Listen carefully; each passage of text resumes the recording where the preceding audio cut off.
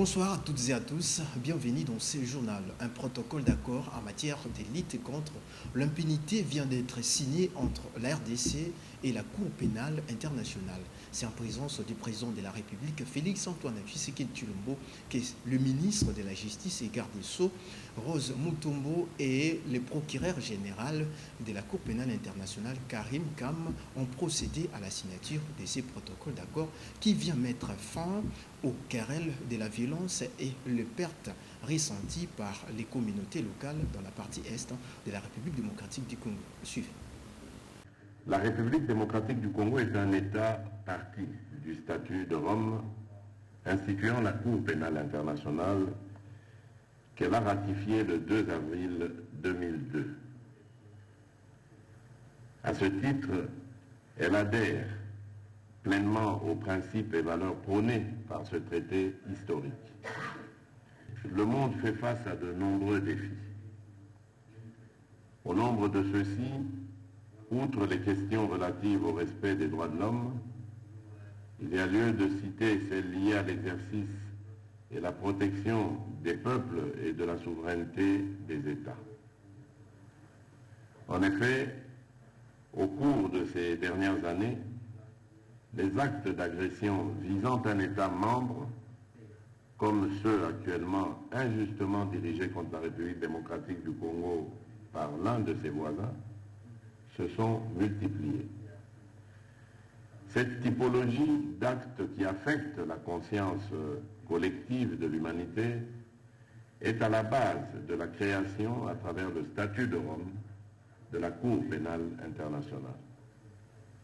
Face à cette réalité, il est important que les États membres puissent réaffirmer leur adhésion aux valeurs de la Cour, entendu notamment à travers la mise en place d'une institution judiciaire répressive dotée non seulement du pouvoir de défier les qualités et les statuts des auteurs, co-auteurs et complices des crimes, mais aussi d'une compétence générale couvrant en principe les différents secteurs des rapports humains au niveau national et international. En ce qui concerne la République démocratique du Congo, outre notre engagement à travers le dépôt des instruments de ratification, je réitère notre attachement au mémorandum d'accord conclu avec le bureau du procureur pénal de la Cour pénale internationale. Cet engagement renouvelé traduit notre volonté de renforcer la coopération avec votre bureau, que nous entrevoyons surtout dans le cadre d'une coopération active et dynamique, tournée vers les idéaux de justice et de paix, aujourd'hui menés par mon pays. Parlons de l'éducation, plus de 2 millions d'élèves prennent part à l'examen national de fin d'études primaires sur l'ensemble de la République. À Kinshasa, l'ego a été donné par le ministre provincial en charge de l'éducation, Charles Mbutamoudou, à l'école Saint-Augustin de Limete, île d'Angalola. Ce jeudi 1er juin marque le début de l'édition 2022-2023 de l'examen national de fin de titre primaire dans toute l'étendue du territoire national. À Kinshasa, l'ego a été donné par le ministre provincial en charge de l'éducation, Charles Mbutamoudou, à l'école Saint-Augustin de Limete. Au total, 2 119 100 candidats, dont 1 20 445 filles, sont à l'issue de ces épreuves de fin de titre primaire. Le ministre provincial de l'Éducation a fait la ronde des écoles jusqu'au complexe scolaire Bambino au quartier Ngilima à Matete, où il a échangé avec le finaliste pour s'assurer si aucun élève n'a versé quelconque frais de participation. Comme vous le savez, l'examen de fin d'études primaires est gratuit et la participation est gratuite parce que la volonté du chef de l'État qui est matérialisée par son Excellence le ministre national veut que les enfants puissent étudier gratuitement dans le cadre de la gratuité. Alors, pour l'ensemble, je pense que dans l'ensemble, il n'y a pas grand-chose à signaler. Nous avons constaté que l'organisation est bonne. Elle est bonne parce que nous avons pris au niveau du comité provincial des dispositions pour surmonter certaines difficultés liées à toute organisation matérielle. Les examens sont organisés, les enfants sont là, les chefs de centre sont là. Mais nous avons aussi réussi à dénicher quelques responsables d'Antivaleurs, donc des chefs d'établissement, qui ont demandé de l'argent aux enfants, alors que le test est gratuit. Et nous sommes obligés de prendre des dispositions. Je viens d'instruire les directeurs provinciaux et les l'IPP de prendre des dispositions pour que des séances tenantes d'ailleurs, que les directeurs soient suspendus et qu'une action disciplinaire soit ouverte. Et puis, pour des gens comme ça, ça va aboutir par la révocation. À savoir, le lancement officiel s'est fait à Kisangani par le ministre du Tutelle, le professeur Tony Mwaba. Les députés nationaux ont déclaré mercredi 31 mai dernier recevable le projet de loi portant répartition des sièges par circonscription électorale pour les élections législatives nationales, provinciales, municipales et locales. Ce texte est envoyé à la commission politique administrative et juridique PAJ pour un examen approfondi. La commission dispose de 48 heures pour déposer son rapport au bureau de l'Assemblée nationale.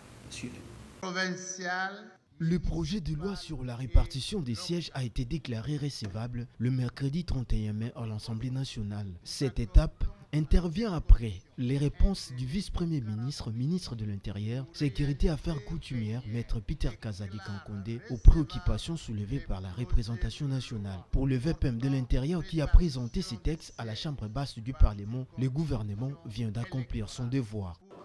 Les votes des lois relèvent de la matière souverainement réservée aux députés. Nous avons proposé les projets de loi.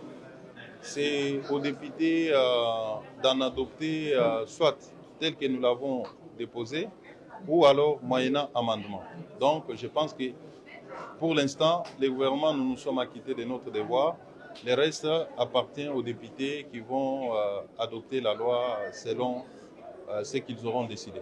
On a invoqué les principes de la solidarité.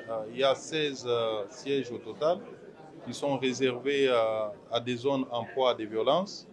Tout cela pour que les populations de ces coins, aujourd'hui en conflit, puissent être représentées même s'il n'y a pas eu d'enrôlement dans ces coins. Et le gouvernement formule les vœux qu'avant la tenue des élections, il y aura la paix dans ces coins de la République pour que notre peuple puisse prendre part au vote. Ce texte a été envoyé à la commission politique, administrative et juridique PAJ pour un examen approfondi. La commission dispose de 48 heures pour déposer son rapport au bureau de l'Assemblée nationale. Le chef d'État pays membre de l'Afrique de l'Est s'était réuni le mercredi 31 mai dernier à Bujumbura, au Burundi, pour le 21e sommet extraordinaire de cette organisation sous-régionale. Plusieurs points étaient à l'ordre du jour, notamment l'examen de la situation sécuritaire de la partie Est de la République démocratique du Congo. Suivant. Le chef d'État de la communauté d'Afrique de l'Est EAC se sont réunis à Bujumbura le mercredi 31 mai dernier en marge du 21e sommet extraordinaire de cette organisation régionale. Plusieurs points étaient à l'ordre du jour, principalement l'examen de la question sécuritaire dans l'Est de la République démocratique du Congo. D'abord au sujet des troupes régionales déployées au Nord Kivu par les trichements de la délégation congolaise, le sommet a décidé d'écorter les délais de l'ère mandant en les prolongeant de seulement 3 mois. Plutôt que des 6 comme par les passés. Les chefs d'État ont ainsi acté le départ du contingent de l'EAC après le 8 septembre prochain. Par ailleurs, pour ce qui est du précantonnement du M23, les dirigeants régionaux ont opté pour les sites de Rumangabo plutôt que pour celui de Kindu au Maniema, comme décidé précédemment. Rappelons que le 21e sommet s'est tenu dans un contexte particulier marqué par des critiques formulées par les autorités congolaises sur la force régionale.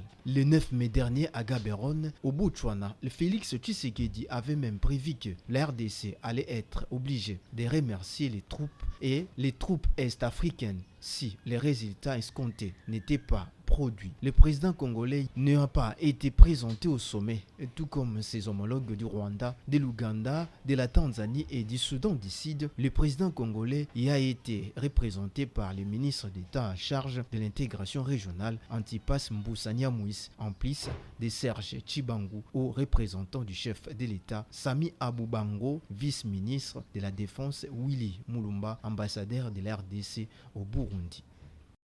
Le gouvernement de la République démocratique du Congo annonce des mesures fermes pour lutter contre la fraude aux frontières. Cette annonce a été faite par le vice-premier ministre de l'économie nationale Vital Kamerhe à l'issue de la réunion du comité des conjonctures économiques présidé par le premier ministre Jean-Michel Sama Lukonde.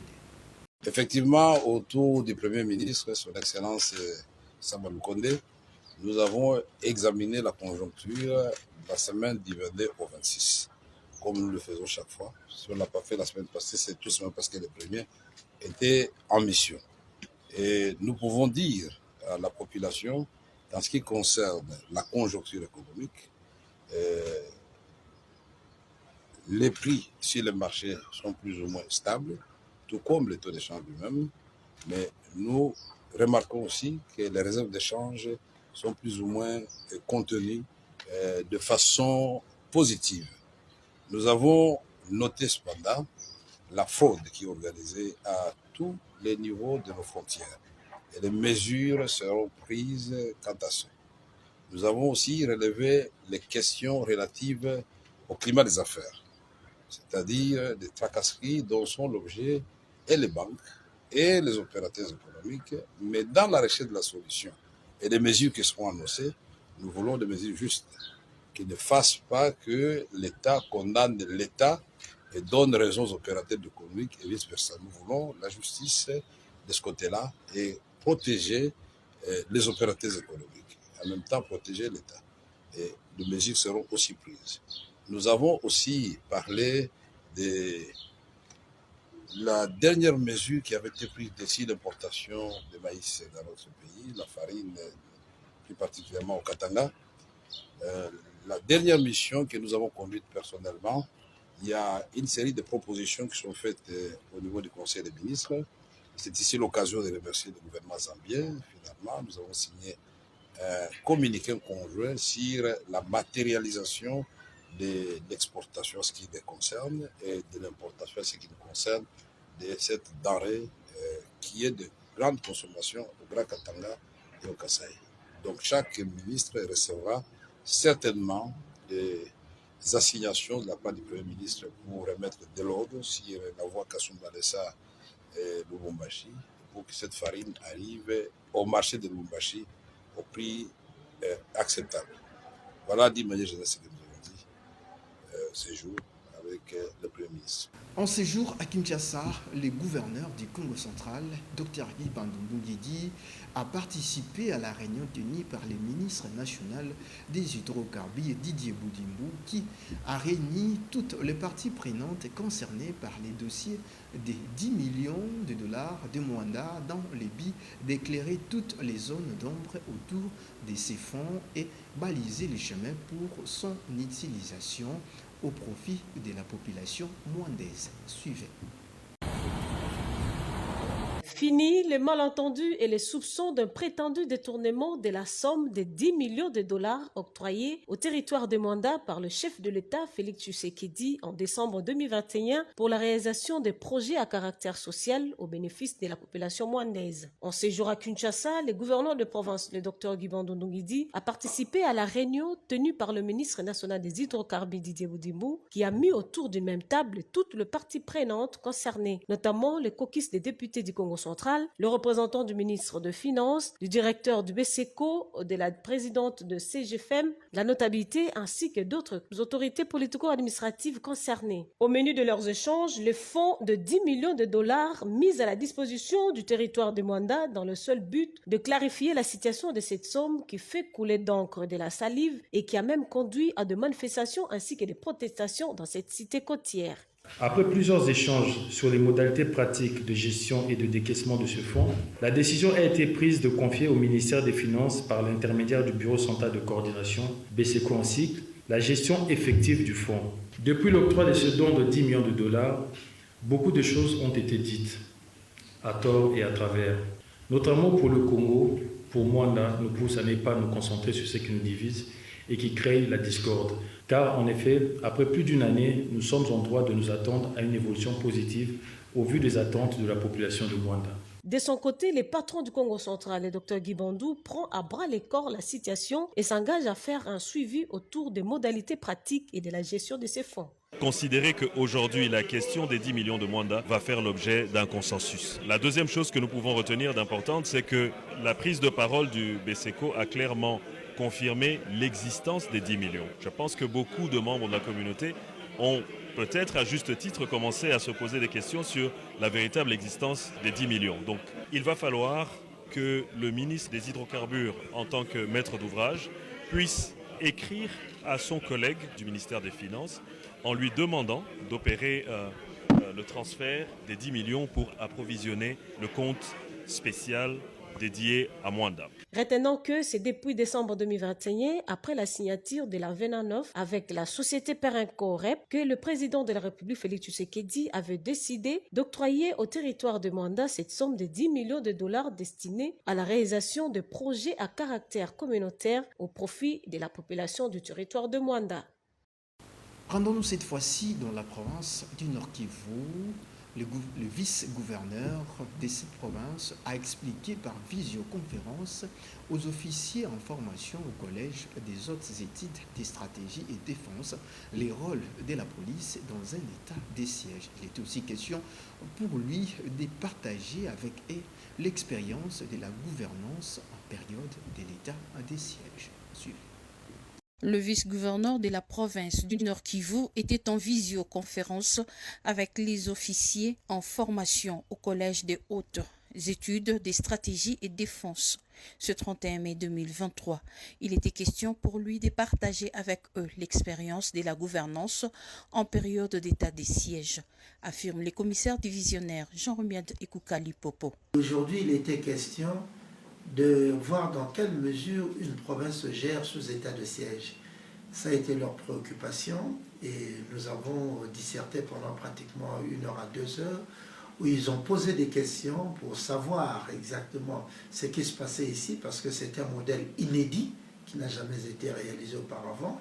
Des prérogatives exorbitantes de la police pendant cette période, à ses missions spéciales, l'autorité a brossé la situation sécuritaire actuelle dans le Nord Kivu et la base légale ou mieux la constitutionnalité de l'état de siège. En fait, ils ont plus voulu savoir quel était le rôle de la police dans l'état de siège, comment se comportait-elle. Alors, je leur ai dit que, de par la Constitution, la police était un service public qui devait assurer la sécurité des biens et des personnes. Et dans le cas présent de l'état de siège, la police le fait par des missions ordinaires, extraordinaires et spéciales, nonobstant le temps de paix. Et en temps de guerre, cela se réalise également de la même manière, mais eu égard à l'intensité de combat, la police peut être outillée autrement. Et c'est là où j'avais parlé des stades ou des phases de coercition, de stabilisation et de reconstruction. Le général Ekoukali Popo, répondant à la question d'un apprenant, a laissé entendre que la situation sécuritaire fait état d'un état de guerre actuellement en RDC. Nous ne puissions pas forcément monter au niveau de l'état de guerre. Je crois que par la mise en place des accords, la mise en place des mécanismes de régulation des relations, on peut arriver pour ne pas faire souffrir la population, peut-être pas à réaliser la guerre comme telle. Pendant 2 heures, plusieurs questions et réalités relatives à l'état de siège ont été abordées. Dans la province du Kasaï oriental, un lot d'outils d'appui au programme de la réserve stratégique alimentaire est commandé en Zambie dans le but d'intensifier la lutte contre l'insécurité alimentaire dans la province du Kasaï oriental a été présenté au gouverneur Patrick Mathias Kabea par le ministre provincial de l'Agriculture. Suivez ces propos. Ça, c'est pour les engins agricoles qui doivent servir dans une grande superficie que nous sommes en train d'embraver. J'ai acheté ça à Zambie. Kudibi Aku, Bidibi Kuna, Matala, Anin Soy. Ni Bidibi Tumula, Matala, ni Bidibi Tumula, Soya. Bisumba, Kumakuta du Tunga. Pour financement, votre ambulationnel du ministre national des Finances. Bokato ne Bisumba Bumuji. Photo Batagamon Zutombo, Biakwezana Bimudimu, Walu, Bidi, Biambulisa Mudimu Alukas. Bifabu Bine Bitu Twenza, Wabuna 100 hectares de Mavenza Mondumuji.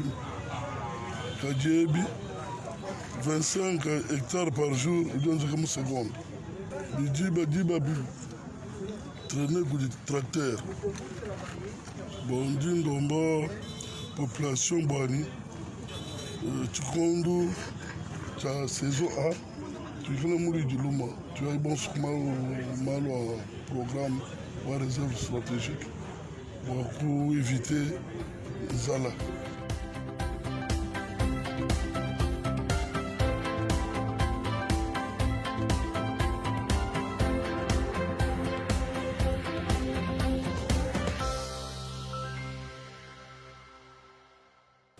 Page internationale à présent, l'Afrique du Sud garantira l'immunité diplomatique au président russe Vladimir Poutine si celui-ci décidait de participer au 15e sommet des BRICS qui se tiendra du 22 au 24 août 2023 à Johannesburg en Afrique du Sud. Suivez.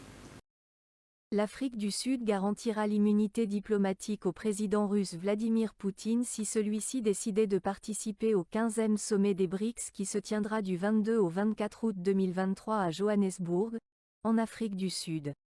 Selon un communiqué publié dans le journal du gouvernement sud-africain, la ministre des Affaires étrangères Naledi Pandor a déclaré que l'Afrique du Sud garantira l'octroi de l'immunité diplomatique à tous les participants à la réunion ministérielle des BRICS qui se tiendra du 1er au 2 juin 2023 et au sommet que le pays accueillera cet été. Pour rappel, la Cour pénale internationale CPI a émis le 17 mars dernier un mandat d'arrêt contre le président russe, Vladimir Poutine et sa commissaire aux droits de l'enfant, Maria Lvova-Belova pour déportation et transfert illégaux d'enfants ukrainiens vers la Russie. Le Kremlin ne reconnaît pas le mandat qu'il qualifie d'illégal, pour la simple raison que le pays, la Russie n'est pas membre de la CPI. Et pour réponse, Moscou a placé le procureur général de la CPI, le Britannique Karim Khan, sur la liste des personnes recherchées en Russie. Cette édition du journal est complètement terminée. Merci de l'avoir suivi et bonne suite des programmes sur les antennes des APSI Télévision. D'ici là, portez-vous bien. Au revoir.